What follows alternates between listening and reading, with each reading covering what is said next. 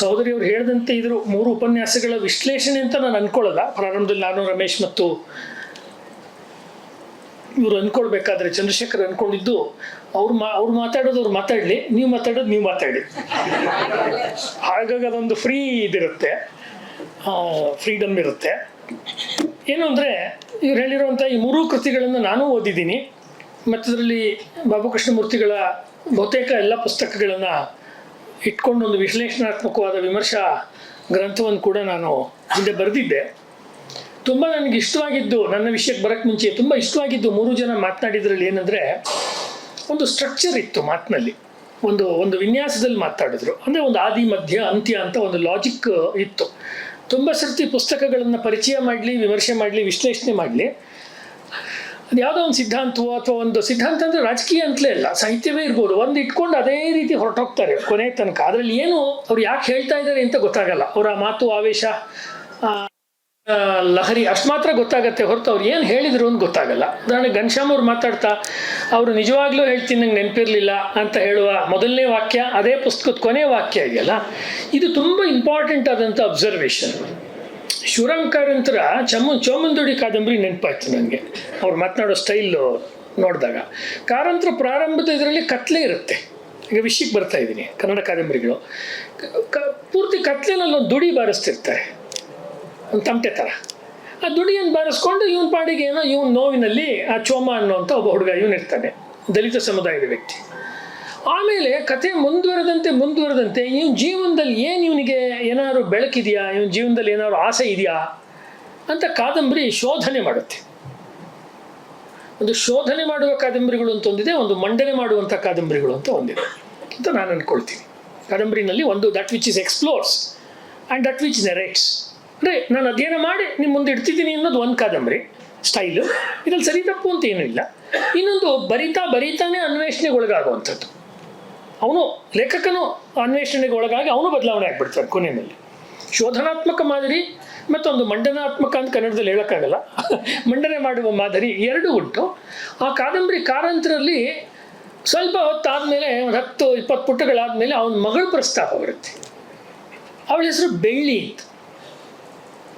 ಆಮೇಲೆ ಯಾರೋ ಒಬ್ಬ ಎಸ್ಟೇಟಲ್ಲಿ, ಕಾಫಿ ಎಸ್ಟೇಟೋ ಯಾವುದೋ ಟೀ ಎಸ್ಟೇಟಲ್ಲೋ ಇರೋವಂಥ ಇವನೊಬ್ಬ ಮೇಸ್ತ್ರಿ ಜೊತೆ ಅವಳು ಒಂದು ವ್ಯವಹಾರ, ಪ್ರೇಮ ಸಖ್ಯ ಬೆಳೆಸಿ ಅವಳು ಜೀವನ ಹಾಳು ಮಾಡ್ಕೊಂಡ್ಬಿಡ್ತಾಳೆ. ಅವಳು ಅಂತ್ಯ ಆಗತ್ತೆ. ಮತ್ತೆ ಕತ್ಲೆ ಬರುತ್ತೆ ಚೋಮನ್ ಜೀವನದಲ್ಲಿ, ಮತ್ತೆ ಅದೇ ದುಡಿ ಬಾರಿಸೋ ಅಂಥದ್ದು. ಮಧ್ಯದಲ್ಲಿ ಸಂಕಪ್ಪಯ್ಯ, ಜಮೀನಿನ ಜಗಳ ಅಥವಾ ಜಮೀನು ಬೇಕು ಅನ್ನೋದು ಬರುತ್ತೆ. ಇಷ್ಟು ಒಂದು 100 ಪುಟದ ಪುಸ್ತಕದಲ್ಲಿ ಎಷ್ಟು ಅದ್ಭುತವಾಗಿರೋ ಸ್ಟ್ರಕ್ಚರ್ನ ಅವರು ಸಾಧಿಸುವ ಪ್ರಯತ್ನವನ್ನು ಅವರು ಮಾಡ್ತಾರೆ. ಆ ರೀತಿಯದೇ ನಮಗೆ ಈ ಪುಸ್ತಕಗಳಲ್ಲಿ, ವಿಶೇಷವಾಗಿ ಆತ್ಮಾಹುತಿಯಲ್ಲಿ ಅಜಯದಲ್ಲಿ ಕಾಣಿಸುತ್ತೆ. ಯುಗಾವತಾರದಲ್ಲಿ ಆ ಮಟ್ಟಿಗೆ ಕಾಣಿಸಲ್ಲ ನನ್ನ ಅಭಿಪ್ರಾಯದಲ್ಲಿ. ಯಾಕೆಂದ್ರೆ ಯುಗಾವತಾರ ಅದು ಅವರೇ ಹೇಳಿದಂತೆ ಇದು ಲೆಕ್ಚರ್ಗಳು ಕೊಟ್ಟಿದ್ದು, 8 ಉಪನ್ಯಾಸ ಕೊಟ್ಟು ಉಪನ್ಯಾಸಕ್ಕೆ ಒಂದು ಕಥಾರೂಪವನ್ನು ಕೊಡುವ ಪ್ರಯತ್ನ ಶೇಷಾದ್ರಿಯವರು ಮಾಡ್ತಾರೆ. ಆದರೆ 3ರ ಉದ್ದೇಶವೂ ಈ ದೇಶಕ್ಕೋಸ್ಕರ, ಧರ್ಮಕ್ಕೋಸ್ಕರ, ಸನಾತನ ಧರ್ಮಕ್ಕೋಸ್ಕರ ಕೆಲಸ ಮಾಡಿದ ಮಹಾಪುರುಷರ ಜೀವನವನ್ನು ಯುವ ಪೀಳಿಗೆಗೆ ತುಂಬ ಆಕರ್ಷಕವಾದ ಭಾಷೆಯಲ್ಲಿ, ಶೈಲಿನಲ್ಲಿ ಕೊಡಬೇಕು ಅನ್ನೋದ್ರಲ್ಲಿ 2 ಮಾತಿಲ್ಲ. ಮತ್ತು ಅದರಲ್ಲಿ 3 ಜನ ಲೇಖಕರು ತುಂಬ ಯಶಸ್ವಿಯಾಗಿದ್ದಾರೆ ಅನ್ನೋಕ್ಕೆ ಈ ಸಭೆನೇ ಸಾಕ್ಷಿ. ಮಧ್ಯಾಹ್ನ ಅಥವಾ ಬೆಳಗ್ಗೆ ಶುರು ಮಾಡಿ 4:45 ಆದರೂ 4:15 ಆದ್ರೂ ಜನ ಪಿನ್ ಡ್ರಾಪ್ ಆಗಿ ಕೂತ್ಕೊಂಡು ಕೇಳಿಸ್ಕೊಳ್ತಿದ್ದಾರೆ ಅಂದರೆ ಆ ಪುಸ್ತಕದ ಬರವಣಿಗೆಯ ಶಕ್ತಿನೇ ಅದು ಹಾಗಿದೆ ಅಂತ ಅನಿಸುತ್ತೆ. ನನಗನ್ಸೋದು ಏನು ಅಂದರೆ, ಕೆಲವು ವಿಷಯಗಳನ್ನು ನನಗೆ ಕೊಟ್ಟಿರೋ ಸಮಯದಲ್ಲಿ ಸಂಕ್ಷಿಪ್ತವಾಗಿ ಹೇಳೋದಾದರೆ, ಕಾದಂಬರಿಯಲ್ಲಿ ಶೋಧನೆ ಮತ್ತು ಮಂಡನೆ ಅಂತ ಒಂದು ಹೇಳಿದೆ. ಅದಲ್ಲದೆ ಕಾದಂಬರಿ ಅಂತ ಹೇಳ್ಬೇಕಾದ್ರೆ ನಾವು ನಾವೆಲ್ ಅಂತ ಒಂದು ಪದ ಬಳಸ್ತೀವಿ. ಇದು ರಾಷ್ಟ್ರೀಯ ಅನ್ನೋ ವಿಚಾರಕ್ಕೂ ಸಂಬಂಧಪಟ್ಟಂಥ ಸಂಘ 100 ಅನ್ನೋ ಹಿನ್ನೆಲೆಯಲ್ಲಿ ಮಾಡ್ತಿರೋ ಕಾರ್ಯಕ್ರಮ, ಅದರಿಂದ ಹೇಳಲೇಬೇಕು ಅಂತ ಅಂದ್ಕೊಂಡೆ. ಹಿಂದೆ ಕೂಡ ಒಂದ್ಸತಿ ಹೇಳಿದ್ದೆ ಇದನ್ನ. ಕಾದಂಬರಿ ಅಂದರೆ ನಾವೆಲ್ಲ, ನಾವೆಲ್ ಅಂದರೆ ಕಾದಂಬರಿನಾ? Can we call all novels as ಕಾದಂಬರಿ ಇನ್ ದಿ ಇಂಡಿಯನ್ ಕಾಂಟೆಕ್ಸ್ಟ್? ಈಗ ಭೈರಪ್ಪನವ್ರದ್ದು ಎಷ್ಟು ನಾವೆಲ್ಲು, ಎಷ್ಟು ಕಾದಂಬರಿ, ಆ ಅರ್ಥದಲ್ಲಿ ನಾನು ಕೇಳ್ತಾ ಇರೋದು. ಅನಂತಮೂರ್ತಿ ಅವ್ರದ್ದು ಎಷ್ಟು ಕಾದಂಬರಿ, ಎಷ್ಟು ನಾವೆಲ್ಲು? ಅಥವಾ ತರಾಸು ಅವ್ರದ್ದು ಎಷ್ಟು ಕಾದಂಬರಿ, ಎಷ್ಟು ನಾವೆಲ್ಲು? ಹಂಸಗೀತೆ ನೀವು ನಾವೆಲ್ ಅಂತ ಕರೆಯೋಕ್ಕಾಗತ್ತಾ, ಕಾದಂಬರಿ ಅಂತ ಕರೆಯೋಕ್ಕಾಗತ್ತಾ? ಹಂಸಗೀತೆ ಓದೋರಿಗೆ ಗೊತ್ತಿರುತ್ತೆ. ಭೈರವಿ ವೆಂಕಟ ಸುಬ್ಬಯ್ಯ ಅಂತ ಯಾರೂ ಇಲ್ಲ, ಯಾವ ಹಿಸ್ಟಾರಿಯನ್ನು ಒಪ್ಕೊಂಡಿಲ್ಲ, ವೆಂಕಣ್ಣಾಚಾರ್ಯರು ಒಪ್ಕೊಂಡಿಲ್ಲ, ಈಗಿರೋ ಇತಿಹಾಸಕಾರರು ಒಪ್ಕೊಂಡಿಲ್ಲ, ಕೆಳದಿ ಗುಂಡಾ ಜೋಯಿಸರು ಒಪ್ಕೊಂಡಿಲ್ಲ, ಯಾರೂ ಒಪ್ಕೊಂಡಿಲ್ಲ. ಬಟ್ ಆ ಪುಸ್ತಕ ಓದುವಾಗ ನಿಮಗೆ ಉಂಟಾಗುವ ಒಂದು ಸುಖಕರವಾದ ಭ್ರಮೆ, ಆನಂದಕರ, ಸಾಹಿತ್ಯ ಮಾಡೋದು ಅದೇನು ಒಳ್ಳೆ ಭ್ರಮೆ ಉಂಟು ಮಾಡುತ್ತೆ, ಸುಖಕರವಾದ ಭ್ರಮೆ. ಇರಲೇಬೇಕು ಅಂತ ಎಷ್ಟೊಂದು ಜನ ಗೈಡ್ ಹತ್ರ ಕೇಳ್ತಾರೆ. ಭೈರವ ವೆಂಕಟ ಸುಬ್ಬಯ್ಯ ಪ್ರಾಣಾರ್ಪಣೆ ಮಾಡಿದ ಜಾಗ ಯಾವುದು? ಅವ್ನು ನಾಲ್ಗೆ ಕತ್ತರಿಸ್ಕೊಂಡಂತಲ್ಲ, ಅವನ ಪ್ರೇಯಸಿಯ ಒಂದು ಕೂದಲು ಅಥವಾ ಅವಳು ಅದನ್ನು ಅವಳು ಮುಡ್ಕೊಂಡ್ಬಿಟ್ಟಿರ್ತಾಳು ಹೂನ, ಅದನ್ನು ತಗೊಂಡೋಗಿ ಅಲ್ಲಿ ದೇವಿಗೆ ಅರ್ಪಣೆ ಮಾಡಿದಾಗ ಅದು ರಾಜನ ಕಣ್ಣಿಗೆ ಬೀಳುತ್ತೆ, ಮತ್ಕರಿ ಕಣ್ಣಿಗೆ ಅಂತ ಕತೆ. ಅದು ಯಾವುದು?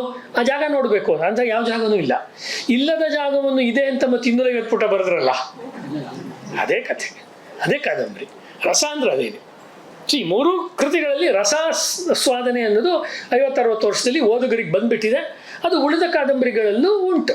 ಆದರೆ ಆ ರಸ ಒಟ್ಟಾರೆ ಕಾದಂಬರಿಗಳಲ್ಲಿ, ಕನ್ನಡ ಕಾದಂಬರಿಯ ಪ್ರವಾಹದಲ್ಲಿ ಕಳೆದ 50 ವರ್ಷದಲ್ಲಿ ಬಂದಿರೋದಕ್ಕೂ ಈ 3 ಜನ ಬರೆದಿರುವ ಕೃತಿಗಳಲ್ಲಿ ಬಂದಿರೋಕ್ಕೂ ವ್ಯತ್ಯಾಸ ಇದೆ.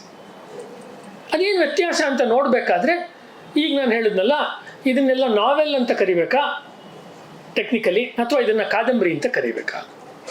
ಕಾದಂಬರಿ ಅಂತ ಕರೆದ್ರೆ ನಿಮಗೆ ಪಂಪನೋ, ರನ್ನನೋ, ಬಸವಣ್ಣನೋ, ಪುರಂದರದಾಸರೋ, ಅಲ್ಲಿಂದ ಇತ್ತೀಚೆಗೆ ಬಂದಂಥ ನಮ್ಮ ದೊಡ್ಡ ದೊಡ್ಡ ಚಿಂತಕರು, ತತ್ವಪದಕಾರರು, ಅದರದ್ದೊಂದು ಧಾರೆಗೆ ಕಾದಂಬರಿ ಅನ್ನೋ ಪದ ಮತ್ತು ಕಾನ್ಸೆಪ್ಟ್ ಸೇರ್ಕೊಳತ್ತೆ. ಅಂದರೆ ಯಾವ ಹಳ್ಳಿಯ ಸಾಂಸ್ಕೃತಿಕ ಚಹರೆಯನ್ನು ಕೊಡದೆ ಒಂದು ಹಳ್ಳಿಯ ಚಿತ್ರಣವನ್ನು ಬರಿಬಹುದು. ನಮ್ಮ ನವ್ಯರಲ್ಲಿ ಅನೇಕರು ಬರೆದಂಗೆ ಹಳ್ಳಿ ಬರೀತಾರೆ, ಆದರೆ ಹಳ್ಳಿಯ ಯಾವ ಚಹರೆನೂ ಇಲ್ಲ.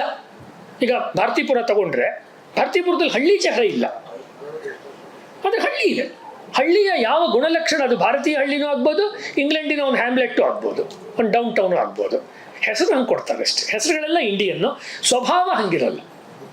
ಉಠನ ಬೈಠನ ಅಂತಾರಲ್ಲ, ಆ ಥರ ಹೇಳೋದು, ಕೂರೋದು, ಅದರ ಬೆಳಗು, ಮಧ್ಯಾಹ್ನ, ಬೈಗು, ಸಂಜೆ ಎಲ್ಲವೂ ಕೂಡ ಇಲ್ಲಿಗೆ ಒಂದು ತುಂಬ ಪರ್ಟಿಕ್ಯುಲರ್ ಆಗಿರುತ್ತೆ. ಈಗ ರೈತರು ಹಾಲು ಕರೀತಾರೆ ಅಂದರೆ ಹಸು ಕರು ಕೊಟ್ಮೇಲೆ ಕೊಡ್ತಾರೋ ಮುಂಚೆ ಇದು ಮಾಡ್ತಾರೋ, ಅಥವಾ ಅದನ್ನು ಕಟ್ಬಿಟ್ಟು ಇದು ಮಾಡ್ತಾರ, ಏನೇನು ಸಣ್ಣ ಸಣ್ಣ ಡೀಟೇಲ್ ನಡೆಯುತ್ತೆ. ಇದೆಲ್ಲ ಇಲ್ಲದೆ ಹೋದರೆ ಅದು ಕಾದಂಬರಿ ಆಗಲ್ಲ. ಹಾಗೆ ನೋಡಿದಾಗ ಕಾದಂಬರಿ ಅಂತ ಹೇಳಿದ್ರೆ ಗಳಗನಾಥರಿಂದ ಶುರು ಮಾಡಿ ಬಿ ವೆಂಕಟಾಚಾರ್ಯರಿಂದ ಶುರು ಮಾಡಿ ಒಂದು ಪರಂಪರೆ ಇದೆ. ಕಾದಂಬರಿ ನಾವೆಲ್ ಅಂತ ಶುರು ಮಾಡಿದ್ರೆ ಚೋರಗ್ರಹಣ ತಂತ್ರ ಅಂತಲೋ, ಪಂಜಮಂಗೇಶ್ವರದು ಮತ್ತು ಬೇರೆಯವರು ಬರೆದ ಕೆಲವು ಪತ್ತೆದಾರಿ ಕಾದಂಬರಿಗಳಿಂದ ಹಿಡಿದು ಕಾರಂತರೆ ಬರೆದಿರೋ ಪತ್ತೆದಾರಿ ಕಾದಂಬರಿಗಳಿಂದ ಶುರು ಮಾಡಿ ಆಮೇಲೆ ಇದುವರೆಗೂ ಬಂದಿರತಕ್ಕಂಥ ಅನೇಕ ಕಾದಂಬರಿಗಳು ಅಥವಾ ನಾವೆಲ್ಗಳು ನಮ್ಮಲ್ಲಿ ಬರ್ತಾ ಇದೆ.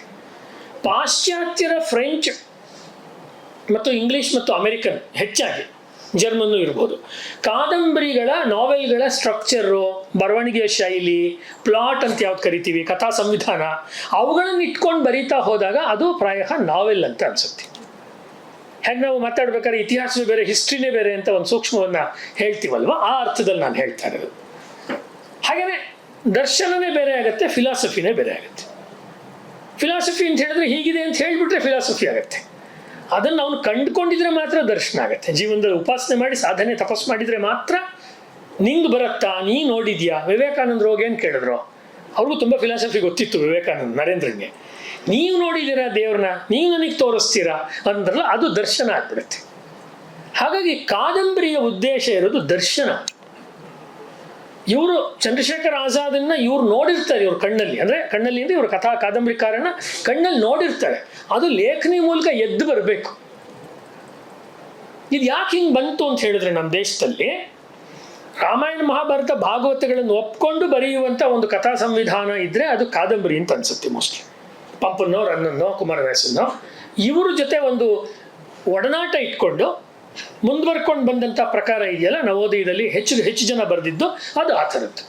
ಅದರೊಳಗಡೆ ನಿಮಗೆ ಗಳಗನಾಥರ ಸ್ವರಾಜ್ಯ ಸುಗಂಧ ಅಥವಾ ಪದ್ಮನಯನ, ಭಾಳ ಅವ್ರದ್ದು ಕ್ಲಾಸಿಕ್, ತುಂಬ ದೊಡ್ಡ ವರ್ಕ್ ಅದು ನಮ್ಗೆ ಆ ರೀತಿ ಕಾಣಿಸುತ್ತೆ.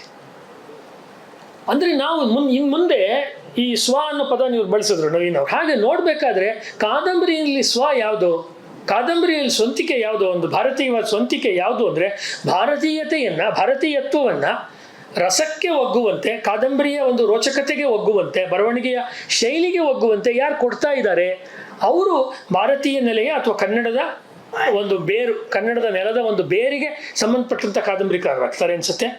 ಉಳಿದವರು ಕನ್ನಡದಲ್ಲಿ ಬರೆಯುವ ಒಳ್ಳೆ ಕಾದಂಬರಿಕಾರರಾಗ್ತಾರೆ. ಅವ್ರು ಕಾದಂಬರಿಕಾರರು ಅಲ್ಲೂ ನಾನು ಹೇಳ್ತಾ ಇದ್ದೆ, ಅನಂತಮೂರ್ತಿಯವ್ರ ಕಾದಂಬರಿಕಾರರಲ್ಲ, ಮತ್ತು ಅವ್ರು ನಾನು ಖಂಡಿತ ಹೇಳ್ತಾ ಇಲ್ಲ, ಅವ್ರು ಒಳ್ಳೆ ಕಾದಂಬರಿಕಾರ. ನನಗೆ ತುಂಬ ಇಷ್ಟ ಅವ್ರ ಸಂಸ್ಕಾರ ಕಾದಂಬರಿ ಪರ್ಸ್ನಲಿ, ಅನುಮಾನವೇ ಇಲ್ಲ. ಆದರೆ ಅದರ ನೆಲೆ ನಾವೆಲ್ ಅನ್ನೋ ರೀತಿ ಇರುತ್ತೆ ಹೊರತು ಅದು ನಾವಿವಾಗ ಹೇಳ್ತಿರೋ ಕಾದಂಬರಿಯ ನೆಲೆಯ ಕಾದಂಬರಿ ಆಗಿರೋದು. ಯಾಕೆ ಅಂತ ಒಂಚೂರು ಮುಂದಕ್ಕೆ ಹೇಳ್ತೀನಿ. ಇದನ್ನು ಗಮನಿಸೋಕ್ಕೆ ಮುಂಚೆ ನಾವು ನೋಡಬೇಕಾದ್ದು ಈ ರಾಷ್ಟ್ರೋತ್ಥಾನದವರು ಅಥವಾ ಈಗ ಹೇಳಿದಂಥ 3 ಜನ ಲೇಖಕರನ್ನು ಬಿಟ್ಟರೆ ಹಾಗಾದ್ರೆ ಯಾರು ಕನ್ನಡದಲ್ಲಿ ಮುಂಚೆ ರಾಷ್ಟ್ರೀಯ ಕಾದಂಬರಿಗಳನ್ನೇ ಬರೆದಿರಲಿಲ್ವಾ? ಹಾಗೇನಿಲ್ಲ. ಪ್ರಾರಂಭದಲ್ಲೇ 1895ರ ಗುಲ್ವಾಡಿ ವೆಂಕಟರಾಯರ ಕಾಲದಿಂದನೇ ಇಂದಿರಾಬಾಯಿ, ಆಮೇಲೆ ಇಂದಿರಾ, ಬೇರೆ ಬೇರೆ ಕಾದಂಬರಿಗಳು ಬರ್ತಾ ಇತ್ತು. ವಿಧವಾ ಸಮಸ್ಯೆಯನ್ನು ಕುರಿತು, ಬೇರೆ ಬೇರೆ ರೀತಿಯ ಸಾಮಾಜಿಕ ವಿಚಾರಗಳನ್ನು ಕುರಿತು ಕಾದಂಬರಿಗಳು ಬರ್ತಾ ಇತ್ತು.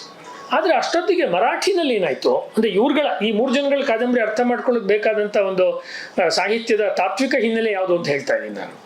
ಅದು ಯಾವುದು ಅಂತ ಹೇಳಿದ್ರೆ,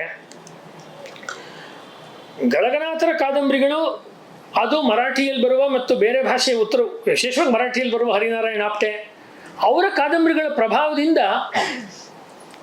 ರಾಜಸ್ಥಾನದ ವೀರ ರಜಪೂತ ಕನ್ಯೆಯರು ಮತ್ತು ವೀರಪುರುಷರ ಜೀವನವನ್ನು ಕನ್ನಡದಲ್ಲಿ ಕಟ್ಕೊಡ್ಬೇಕು. ಅದೇ ಥರ ಮರಾಠ ದೊಡ್ಡ ದೊಡ್ಡ ಕ್ಷಾತ್ರ ವೀರರು ಅವರ ಜೀವನವನ್ನು ಕನ್ನಡ ಭಾಷೆಯಲ್ಲಿ ಕಟ್ಕೊಡ್ಬೇಕು ಅನ್ನುವುದು ಗಳಗನಾಥರ ತುಡಿತ ಆಗಿತ್ತು. ಹಾಗಾಗಿ ಅವರು ಆ ರೀತಿಯ ಕಾದಂಬರಿಗಳನ್ನು, ಇವಾಗ ಹೇಳಿದಂಥ ಕಾದಂಬರಿಗಳು ಶಿವಾಜಿ ಬಗ್ಗೆ ಇರ್ಬೋದು ಅಥವಾ ಬೇರೆ ಬೇರೆ ಕಾದಂಬರಿಗಳನ್ನು ಬರೆದ್ರು. ಆ ಪೈಕಿ ಅವರ ಪದ್ಮನಯನ ಹೆಚ್ಚು ಸ್ವತಂತ್ರವಾದ ಕಾಲ್ಪನಿಕಕ್ಕೆ ಹೆಚ್ಚು ಹತ್ತಿರ ಬರುವಂಥ ಕಾದಂಬರಿ. ಇದನ್ನೆಲ್ಲ ಖಂಡಿತ ಬಾಬು ಕೃಷ್ಣಮೂರ್ತಿ ಅವರು ಓದೇ ಇದ್ದಾರೆ. ನಾನೇ ಅವ್ರ ಜೊತೆ ಅನೇಕ ಸತಿ ಮಾತಾಡಿದ್ದೀನಿ. ಶಿವರಾಮ್ ಅವರು ಓದಿರ್ತಾರೆ ಆ ಪೀರಿಯಡ್ನಲ್ಲಿ, ಶೇಷಾದ್ರಿ ಅವರು ಓದಿರ್ತಾರೆ. ಅಂದರೆ ಅವರು ಇತಿಹಾಸದ ಬೆಳಕಿನಲ್ಲಿ ನಾವು ಆಯ್ಕೆ ಮಾಡ್ಕೊಂಡ್ವಿ ಲಬ್ಧ ಪ್ರಕಾಶ ಅಂತೆಲ್ಲ ಹೇಳಿದ್ರಲ್ಲ, ಹಾಗೆ ಇವರು ನಾವೆಲ್ ಬರಿಲಾರದ ಕಾದಂಬರಿಗೆ ಬರೆದಿಲ್ಲ. ನಾವೆಲ್ಲೂ ಬರಿಬೋದಾಗಿದ್ದವರು ಇವರೆಲ್ಲರೂ. ಪಾಶ್ಚಾತ್ಯ ಮಾದರಿಯ ಬೀಜವನ್ನು ಉಳ್ಳ ಕಥೆಗಳನ್ನು ತೆಗೆದುಕೊಂಡು ಬರೆಯುವ ಶಕ್ತಿ ಇದ್ದವರೇನೆ. ಈಗ ವೆಂಕಣ್ಣ ಉದಾಹರಣೆಗೆ, ನಮ್ಮ ನಡುವೆ ಇದ್ದವರು ವೆಂಕಣ್ಣ, ಮೈಸೂರಿನಲ್ಲಿ ವೆಂಕಣ್ಣ ಈ ಥರದ್ದು ಬೇಕಾದಷ್ಟು ಬರೆದಾಕಿದ್ದಾರೆ. ಆದರೆ ಆ ದಾರಿಗಿಂತಲೂ ಕೂಡ ನಮ್ಮ ಬೀಜಗಳನ್ನು ನಾವು ನಮ್ಮ ಸಾಹಿತ್ಯದ ಹೊಲದಲ್ಲಿ ಬಿತ್ತನೆ ಮಾಡಿ ನಮ್ಮದೇ ಸ್ವದೇಶಿ ಬೆಳೆಯನ್ನು ಸಾಹಿತ್ಯದಲ್ಲಿ ಬೆಳಿತೀವಿ ಅಂತ ಹೊರಟಂಥ ಒಂದು ಮೂಮೆಂಟ್, ಒಂದು ಅಲೆ, ಅದನ್ನು ಗಳಗನಾಥರು ಸೃಷ್ಟಿ ಮಾಡಿ ಹಳ್ಳಿಗೆ ತಲುಪಿಸಿದ್ರು ಪುಸ್ತಕಗಳನ್ನು ಹೊತ್ಕೊಂಡು. ಅದೇ ಥರ ನಮ್ಮ ಮಂಡ್ಯದ ಹತ್ರ ಇರೋ ಬಿಂಡಿಗನವಲೆ ವೆಂಕಟಾಚಾರ್ಯರು ಹಲವಾರು ಕೃತಿಗಳನ್ನು ಬರೆದರು.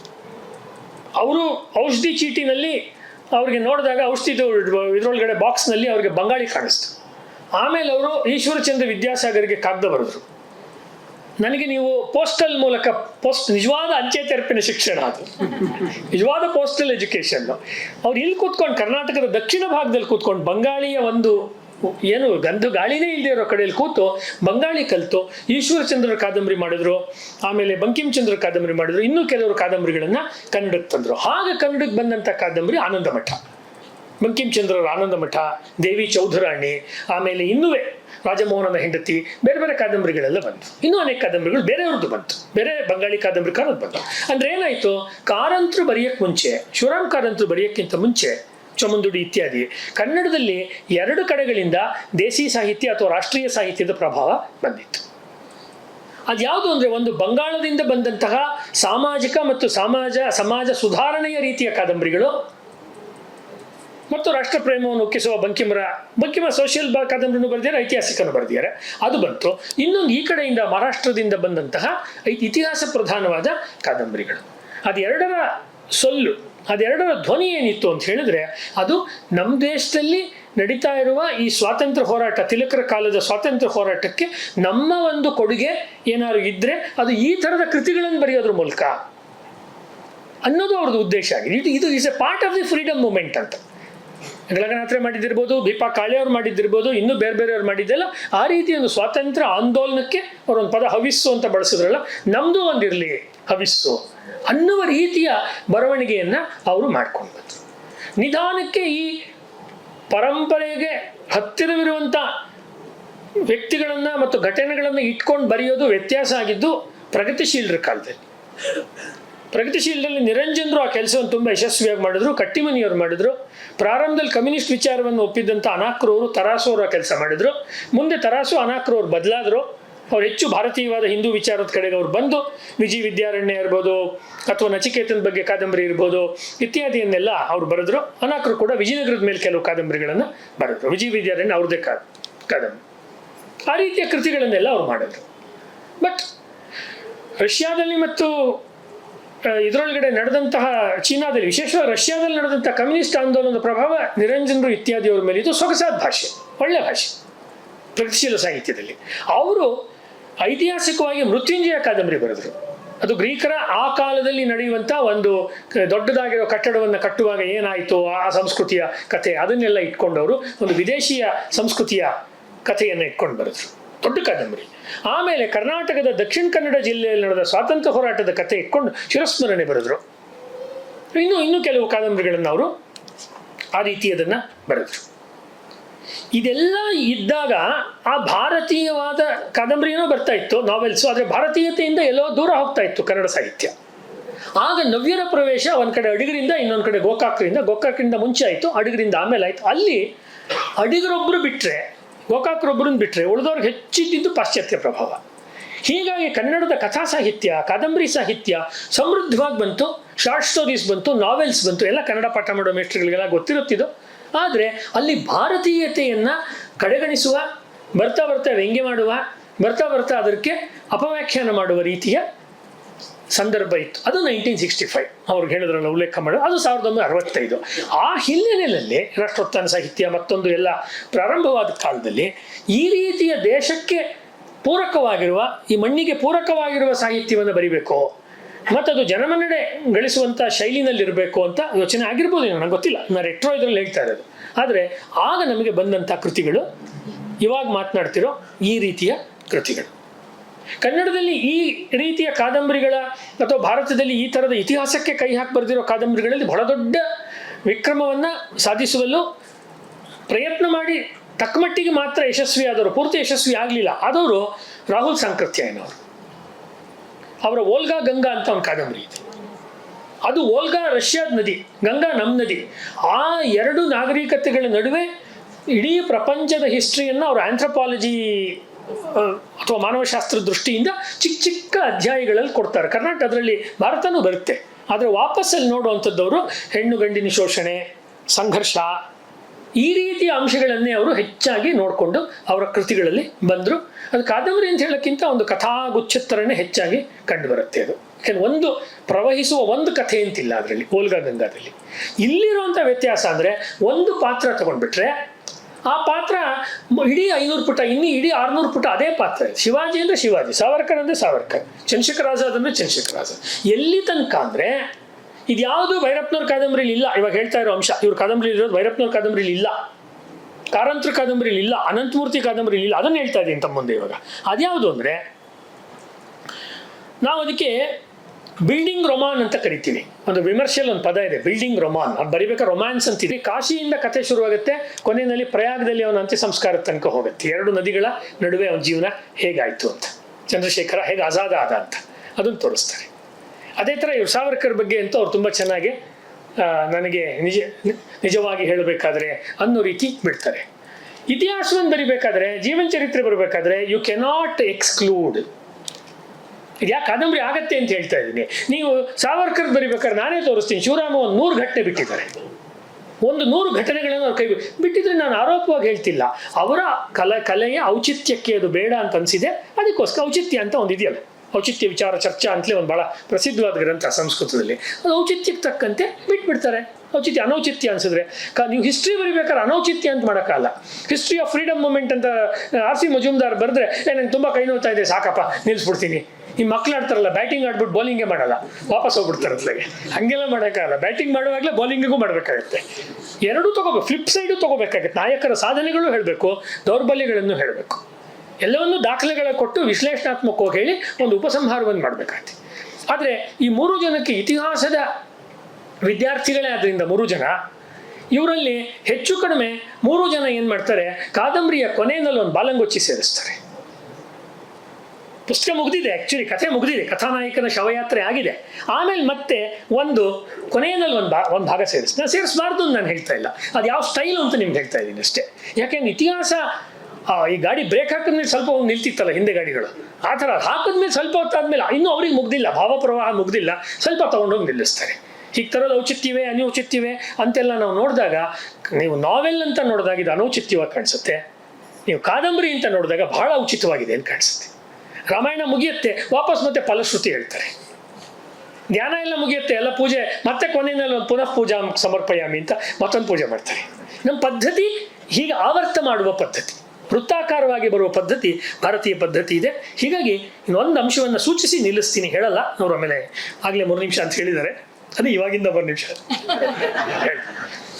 2 ಥರ ಕಾದಂಬರಿಗಳಿದೆ ಅನ್ಸುತ್ತೆ ಕನ್ನಡದಲ್ಲಿ. ಒಂದು ಲೌಕಿಕವಾದ ಮೋಹಿಗಳನ್ನು ಕೇಂದ್ರವಾಗಿ ಇಟ್ಕೊಂಡು ಬರೆಯುವ ಕಾದಂಬರಿ, ಅದು ಅವ್ರ ಪೆನ್ ಇಸ್ಕೊಂಡ್ಮೇಲೆ ನನಗೆ ಜ್ಞಾಪಕ ಆಗಿದೆ, ನವೀನ್ ಅವ್ರ ಪೆನ್ನಲ್ಲಿ ಬರೆದಾಗ ಜ್ಞಾಪಕ ಆಯಿತು. ಲೌಕಿಕ ಮೋಹಿಗಳನ್ನು ನಾಯಕರ ಅಥವಾ ನಾಯಕಿಯರನ್ನಾಗಿ ಇಟ್ಕೊಂಡು ಬರೆಯುವ ಕಾದಂಬರಿ. ಇನ್ನೊಂದು ನಿರ್ಮೋಹಿಗಳನ್ನು ಕೇಂದ್ರ ಮಾಡ್ಕೊಂಡು ಬರೆಯುವ ಕಾದಂಬರಿ. ನಿರ್ಮೋಹಿಗಳು, ಈ ಶಿವಾಜಿಗೆ ಏನೂ ಆಗಬೇಕಾಗಿಲ್ಲ, ಅವನಿಗೋಸ್ಕರ ಏನೂ ಮಾಡ್ಕೊಳ್ಳಿಲ್ಲ. ಈ ಚಂದ್ರಶೇಖರ ಆಜಾದ್ ಸ್ವಂತಕ್ಕೆ ಏನೂ ಆಗಬೇಕಾಗಿಲ್ಲ, ಈ ಸಾವರ್ಕರ್ಗೂ ಏನು ಸ್ವಂತಕ್ಕೆ ಏನೂ ಆಗಬೇಕಾಗಿಲ್ಲ.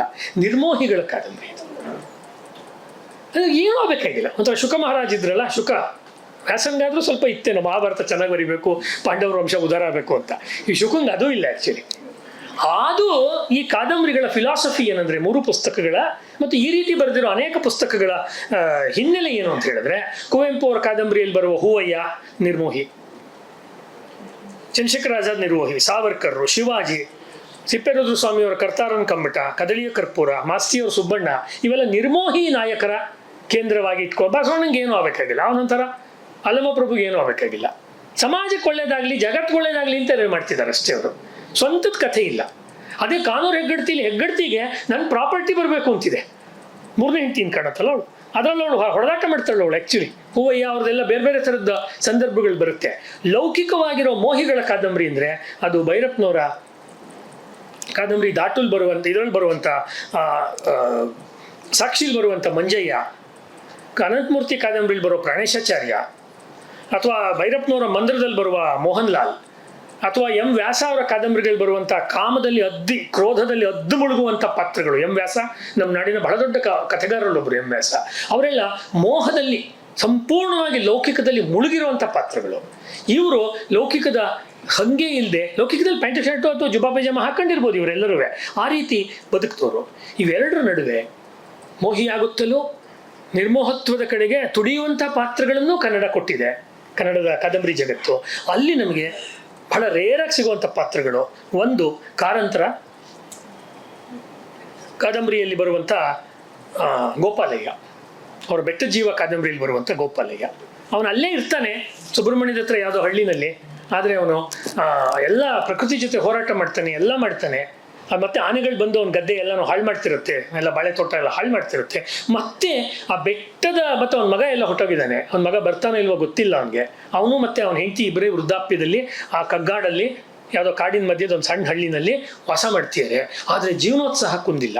ಹಾಗಂತ ತೋಟ ಮಾಡ್ತಾ ಇರೋದು, ತೋಟ ಮಾಡಿ ತೋಟದಿಂದ ಆಸ್ತಿ ಮಾಡಬೇಕು ಅಂತಲ್ಲ, ತೋಟ ಮಾಡೋದು ಅವ್ರನ್ನ ನೀರ್ಕೊಳಕ್ಕೆ, ಅಂದರೆ ಜೀವನ ನಡೆಸೋಕ್ಕೆ. ಅವ್ರಿಗೆ ನಿರ್ವಹಣೆ ಇಲ್ಲ, ಇಲ್ಲಾಂದರೆ ಬದುಕಕ್ಕೆ ಅವ್ರಿಗೆ ಯಾವುದೇ ಒಂದು ಹುಮ್ಮಸ್ಸು, ಧ್ಯೇಯ, ಆದರ್ಶ ಏನು. ಯಾಕೆಂದ್ರೆ ಅವ್ರು ಯಾರು ಚಂದ್ರಶೇಖರ ಆಜಾದ್ ಅಲ್ಲ, ಅವ್ರು ಯಾರು ಶಿವಾಜಿ ಅಲ್ಲ, ಅವ್ನು ಗೋಪಾಲಯ್ಯ, ಅವ್ನು ಹಳ್ಳಿ ಮನುಷ್ಯ ಪಾಪ. ಈ ಥರದ ಪಾತ್ರಗಳು, ತಣ್ಣನೆಯ ಪಾತ್ರಗಳು ಅಂತೀವಲ್ಲ ಕನ್ನಡದಲ್ಲಿ, ಅದನ್ನು ಮಾಡ್ತಾರೆ. ಹಾಗಾಗಿ ಹಿಂದೆ ಏನು ಹೇಳಿದೆ, ಗಳಗನಾಥರಿಂದ ಶುರು ಮಾಡಿ ಬೇರೆ ಬೇರೆಯವರು ಬರೀತಿದ್ದಂಥ ಒಂದು ಬರವಣಿಗೆಗೆ ಯಾವಾಗ ವಿಚ್ಛಿತಿ ಬಂದಿತ್ತು, ಯಾವಾಗ ಒಂದು ಅಡೆತಡೆ ಬಂದಿತ್ತು, ಅದು ನಿಂತು ಹೋಗುತ್ತೇನೋ ಆ ಧಾರೆ ಅಂತ ಬಂದಿತ್ತು, ಆಗ ಅದನ್ನು ಮತ್ತೆ ಸಂಗೋಪನೆ ಮಾಡಿ ಅದನ್ನು ಮತ್ತೆ ಒಂದು ಮುಖ್ಯಧಾರೆಗೆ ತರುವಂಥ ಕೆಲಸವನ್ನು ತುಂಬ ಯಶಸ್ವಿಯಾಗಿ ಮಾಡಿದವರು ಬಾಬು ಕೃಷ್ಣಮೂರ್ತಿಯವರು, ಶಿವರಾಮ್ ಅವರು ಮತ್ತು ಹೋವೆ ಶೇಷಾದ್ರಿಯವರು. ಈ ಥರದ ಕೆಲಸ ಮುಂಚೆ ನಡೆದಿರಲಿಲ್ಲ ಅಂತಲ್ಲ. ಕನ್ನಡದ ಅತ್ಯಂತ ಶ್ರೇಷ್ಠ ಸಾಹಿತಿಗಳಲ್ಲಿ ಒಬ್ಬರು ಮಾಸ್ತಿ ವೆಂಕಟೇಶ್ ಅಯ್ಯಂಗಾರ್ 1932ನೇ ಇಸ್ವಿನಲ್ಲಿ ಶಿವಾಜಿಯನ್ನು ಕುರಿತು ಅವರು ನಾಟಕ ಬರೀತಾರೆ. ಶಿವಛತ್ರಪತಿ ಅಂತ 1932 ಆಗಲೇ ಬರೆದಿದ್ದಾರೆ. ಅದನ್ನು ಓದಕ್ಕೆ ಈಗ ಸಮಯ ಇಲ್ಲ. ಸೊ ನನಗೆ ಈ 3 ಕಾದಂಬರಿಗಳನ್ನು ನನ್ನ ಬಾಲ್ಯದಲ್ಲಿ, ತಾರುಣ್ಯದಲ್ಲಿ ಮತ್ತೆ ಓದಿದ್ದರಿಂದ ನನಗಾಗಿದ್ದ ಲಾಭ ಏನಂತ ಹೇಳಬೇಕಲ್ಲ, ಅದೇನೆಂದರೆ ನಾನೀಗ ಮಹಾಕಾಲ ಕಾದಂಬರಿ ಬರೆಯೋದಕ್ಕೆ ಬಾಬು ಕೃಷ್ಣಮೂರ್ತಿಯವ್ರಿಗೂ ಅವ್ರಿಗೂ ಎಷ್ಟೊಂದು ಸತಿ ನೇರವಾಗಿ ಹೇಳಿದ್ದೀನಿ, ಅವ್ರ ಅಜೇಯದಿಂದ ಆ ರೀತಿಯ ಬೇರೆ ಬೇರೆ ಕೃತಿಗಳಿಂದ ನನಗೆ ಪ್ರಭಾವ ಆಗಿದ್ದರಿಂದ ನಾನು ಇಂಥ ಒಂದು ಮಹಾಕಾಲದಂಥ ಒಂದು 3 ಸಂಪುಟದ ಕಾದಂಬರಿಗೆ ಕೈ ಹಾಕೋದಕ್ಕೆ ಸಾಧ್ಯವಾಯಿತು. ಹಾಗಾಗಿ ರಾಷ್ಟ್ರೀಯ ಹಂತದ ರಾಷ್ಟ್ರೀಯ ವಿಚಾರವನ್ನು ಮಂಡಿಸುವ ಕಾದಂಬರಿಗಳು ಅಂತ ಹೇಳುವಾಗ ನಾವು ಅದನ್ನು ಭಾರತೀಯ ಪ್ರಜ್ಞೆಯ ಕಾದಂಬರಿ ಅನ್ನೋ ಅರ್ಥದಲ್ಲಿ ಬಳಸ್ತಾ ಇದ್ದೀವಿ ಹೊರತು ಅದು ವೆಸ್ಟರ್ನ್ ಅರ್ಥದ ನಾವೆಲ್ ಅನ್ನೋ ಅರ್ಥದಲ್ಲಿ ಬಳಸಿದ್ರೆ ಇದರೊಳಗೆ ನಮಗೆ ಆದಿಲ್ಲ ಇದಿಲ್ಲ ಅನ್ನುವಂಥ ಪಾಶ್ಚಾತ್ಯರ ಕಾದಂಬರಿಯ ವ್ಯಾಕರಣವೇ ಕಣ್ಣಿಗೆ ಬೀಳುತ್ತೆ. ನಮ್ಮ ವ್ಯಾಕರಣ ರೆನ್ನೆನ್ ಮಾರ್ಟಿನ್ ವ್ಯಾಕರಣ ಅಲ್ಲ, ನಮ್ಮ ವ್ಯಾಕರಣ ಕೇಶಿರಾಜನ್ ವ್ಯಾಕರಣ, ಪಾಣಿನಿ ವ್ಯಾಕರಣ. ನಮಸ್ಕಾರ.